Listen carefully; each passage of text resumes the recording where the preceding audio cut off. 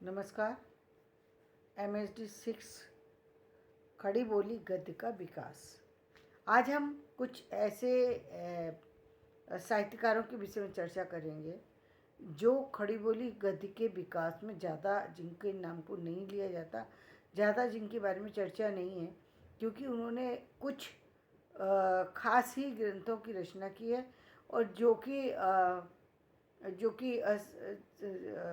मतलब समाज में बहुत ज़्यादा प्रचलित नहीं है। तो चर्चा करते हैं।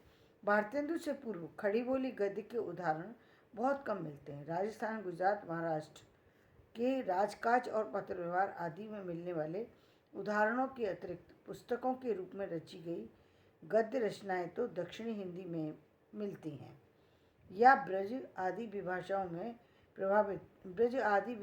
से प्रभावित खड़ी बोली में। मतलब कुछ रचनाएं तो दक्षिणी भाषा में मिलती हैं और कुछ जो है ब्रज भाषा से प्रभावित खड़ी बोली में। दक्षिणी हिंदी के पहले गद्य लेखक ख्वाजा बंदे नवाज गैसुदराज ने 15वीं शताब्दी के दूसरे दशक में सूफी सिद्धांतों का परिचय देने के लिए महराजुल आशकीन की रचना की। ये क्या है? सूफी सिद्धांत। इसमें जो है सूफी सिद्धांतों का परिचय दिया गया है। इसी तरीके से इसकी भाषा में अरबी और फारसी अधिक हैं। इनके बाद शाह मिराजी की मरकुबुल कलूब, शाह बुरहानुद्दीन की कलमतुल हकायत में भी सूफी सिद्धांतों का विवेचन, यानी ये तीन जो है गद्य रचनाएं हैं जिनमें कि सूफी सिद्धांत के विषय में चर्चा की गई है। सूफी सिद्धांत के बारे में बताया गया। इनके बाद इनकी भाषा गैसुदराज की भाषा की अपेक्षा अधिक स्वाभाविक और सरल हिंदी है।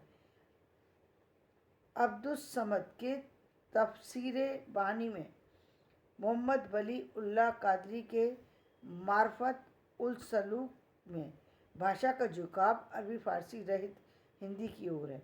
बजही की रचना सबरस 1620 ईस्वी की भाषा में न केवल अधिक हिंदीपन है बल्कि अत्यधिक परिष्कृत और स्पष्टता भी है। यानी ये रचनाएं उपलब्ध हैं। मतलब ये दक्षिणी हिंदी की उसमें साहित्य में लिखी गई, दक्षिणी हिंदी के साहित्य में ये रचनाएं मौजूद हैं, क्योंकि ये सारी जो है मुस्लिम संस्कृति से जुड़ी हुई हैं।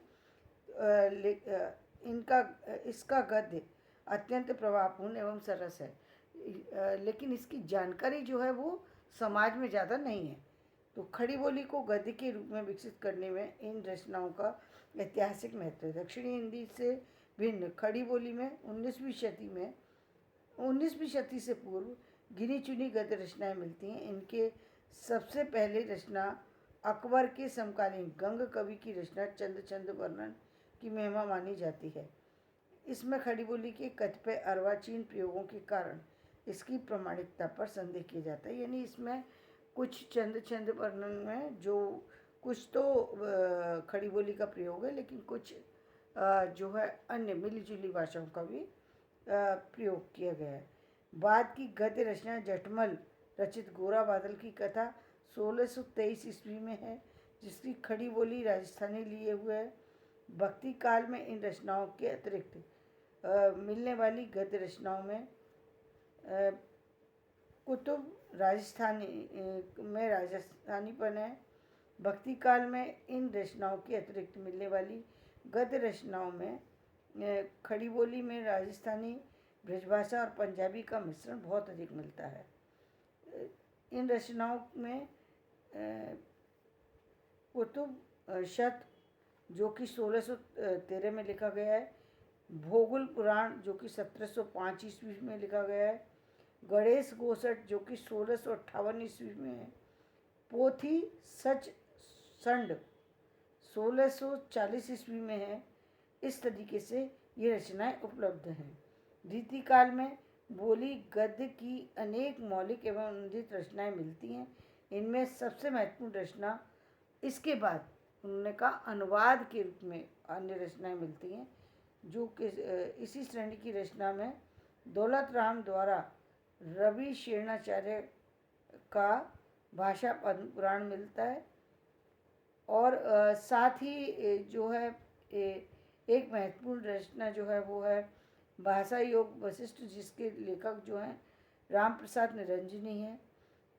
ये आपको हिंदी साहित्य में जो है आपको बहुतायत में मिल जाएगी। इस भाषा योग वशिष्ठ, इसको आप देखेंगे तो ये आसानी से मिल जाएगी। इसी वृत्ति के आसपास की रचना मंडोवर का वर्णन है, जिसका रचना काल अज्ञात है। इन गद्य रचनाओं का महत्व जहाँ जो है वो ऐतिहासिक है, वहीं ये खड़ी बोली गद्य में अपना विशेष स्थान रखती हैं।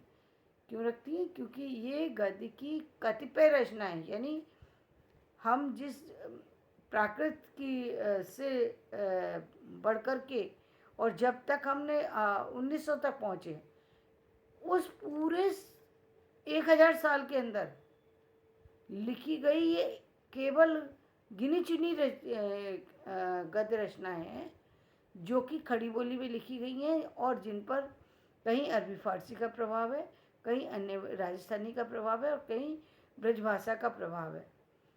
और जो दक्षिणी हिंदी का प्रभाव है, जहाँ अरबी फारसी का प्रभाव है, उसको ज़्यादा प्रयोग में भी नहीं लाया गया, यानी जो वो हिंदी साहित्य में ज़्यादा जानी भी नहीं जाती हैं। तो ये कुछ ही रचनाएं हैं जिनको पढ़ने की आवश्यकता है। ये बहुत ज़्यादा नहीं है, 10 या 15 हैं, तो आप इनको आसानी से पढ़ भी सकते हैं और पढ़ना भी चाहिए। यदि उपलब्ध हो जाती हैं तो इनको दोबारा से प्रकाशित भी कराना चाहिए, यदि हो सके तो इनका प्रकाशन दोबारा किया जाना चाहिए, क्योंकि ये बहुत सारे बच्चे ऐसे हैं, बहुत सारे बड़े लोग भी ऐसे हैं जो जानना चाहेंगे कि उस समय खड़ी बोली हिंदी में क्या लिखा गया है। अब इसमें तो सिर्फ नाम ही नाम समझ में आ रहे हैं, लेकिन लिखा मूल रूप से क्या है। जैसे अब इसमें बताया गया है उन्होंने कि सूफी सिद्धांत लिखे गए हैं। सूफी सिद्धांत में किन चीज़ों, क्या वही सिद्धांतों के बारे में चर्चा की गई है जो जायसी ने बताए, या उससे अलग हटके भी कुछ खास बातें बताई गई हैं, या उससे कुछ खास बातें ऐसी हैं जो उनके कल्चर से भी कहीं रिलेटेड हों।